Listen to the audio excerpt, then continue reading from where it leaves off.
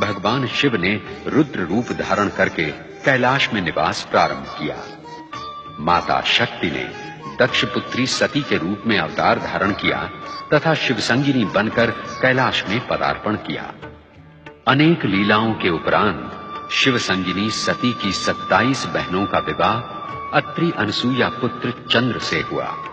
चंद्र अपनी प्रियतमा रोहिणी के मोहजाल में फंसकर दक्ष शाप से पीड़ित होकर रोगी बना एवं शिव की आराधना से पुनः स्वस्थ हुआ। इसी प्रसंग में भगवान शिव के प्रथम ज्योतिर्लिंग सोमनाथ ज्योतिर्लिंग की स्थापना हुई। तत्पश्चात शिव के अपमान से दुखी सती ने दक्ष यज्ञ में आत्मदाह करके सतीत्व का अनुपम उदाहरण प्रस्तुत किया। शिव वैरागी बनकर तपस्या में लीन हुए। ब्राह्मण वेदव्रत तथा बालक श्रीकर की भक्ति से प्रेरित भगवान शिव ने दूषण राक्षस का संहार करके महाकालेश्वर ज्योतिर्लिंग की स्थापना की। नर नारायण ने अनुपम शिव भक्ति का उदाहरण प्रस्तुत करते हुए भगवान शिव की आराधना की और फलस्वरूप हिमालय पर केदारनाथ ज्योतिर्लिंग की स्थापना हुई। राजा मांधाता ने विंध्याचल पर शिव की आराधना की। भगवान शिव प्रसन्न हुए तथा ओंकारेश्वर ज्योतिर्लिंग प्रतिष्ठित हुआ। तत्पश्चात माता शक्ति ने हिमालय पुत्री पार्वती के रूप में जन्म लेकर शिवाराधना की, कठोर तपस्या की तथा भगवान शिव ने अनेक परीक्षाओं के पश्चात देवी पार्वती का वरण किया। इसी बीच असुर कुल में महाशक्तिशाली तारकासुर उत्पन्न हुआ, जिसे ब्रह्मा द्वारा शिवपुत्र के हाथों मरण का वरदान प्राप्त था। अनेक प्रार्थनाओं एवं प्रतीक्षाओं के पश्चात शिवपुत्र कार्तिकेय विचित्र परिस्थितियों एवं परिवेश में उत्पन्न हुए। 6 कृत्तिकाओं तथा देवी गंगा द्वारा उनका लालन पालन हुआ।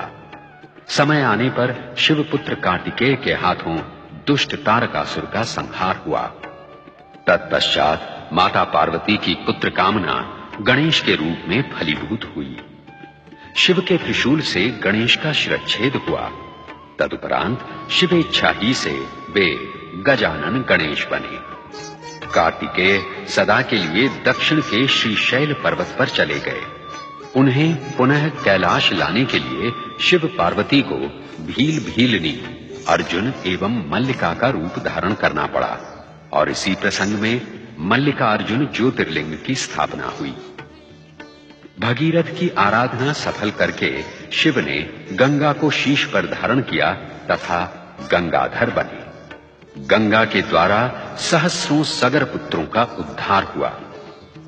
ऋषि गौतम तथा देवी अहिल्या की आराधना से प्रसन्न होकर भगवान शिव ने त्र्यंबकेश्वर ज्योतिर्लिंग की स्थापना की। गंगा, दक्षिण की गंगा गोदावरी बनी। अपने प्रिय भक्त सुप्रिय का उद्धार करने हेतु दारुक राक्षस का वध करके भगवान शिव ने नागेश्वर ज्योतिर्लिंग की स्थापना की। अभिमानी रावण का गर्व हरण करके शिव ने देवताओं की प्रार्थना पर आरोग्य प्रदायक वैद्यनाथ ज्योतिर्लिंग की स्थापना की। शिव ने विष्णु अवतार श्री राम को लंका विजय का आशीर्वाद प्रदान करने हेतु दक्षिणी समुद्र तट पर रामेश्वर ज्योतिर्लिंग प्रतिष्ठित किया।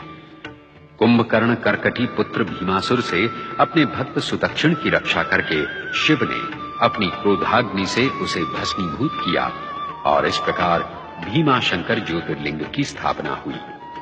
और फिर अपनी आराधिका घुष्मा के दुख का अंत करके शिव ने उसके मृत पुत्र को पुनर्जीवित किया और घुष्मा की प्रार्थना पर घुष्मेश्वर ज्योतिर्लिंग प्रतिष्ठित हुआ। शिव महापुराण की महानता एवं महिमा का संपूर्ण वर्णन एवं प्रदर्शन असंभव है। हमने तो अपनी शिव भक्ति को ही इस धारावाहिक के माध्यम से शिव चरणों में समर्पित किया है। शिव महापुराण के इस अंतिम दृश्य में भगवान विष्णु के अंशावतार बाल ऋषि सनत कुमार शिव महापुराण का दार्शनिक महात्म्य उन 6 अध्येता ऋषियों के सम्मुख प्रस्तुत कर रहे हैं जो शिव दर्शन